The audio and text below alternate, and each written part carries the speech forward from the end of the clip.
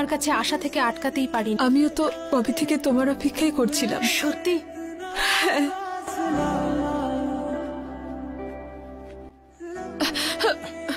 তুমি ঠান্ডা হও, ঠান্ডা, কিচ্ছু হয়নি।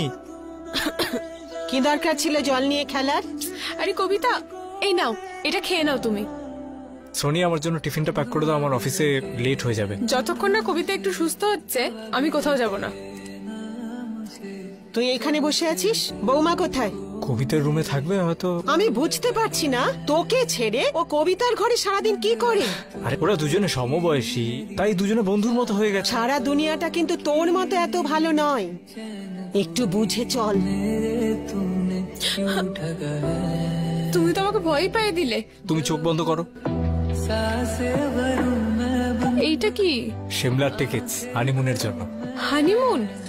কোথায় চলে যাওয়ার কথা হচ্ছে?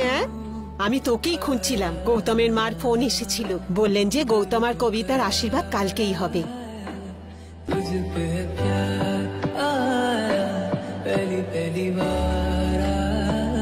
এটা হতে পারে না কবিতা, তোমার জীবনে আমি ছাড়া অন্য কেউ আর আসতেই পারে না। তুমি শুধু আমার, তোমার বিয়ে আমার সাথেই হয়েছিল না? তোমাকে পাওয়ার জন্য যা কিছু আমাকে করতে হোক না কেন আমি করব। হ্যালো,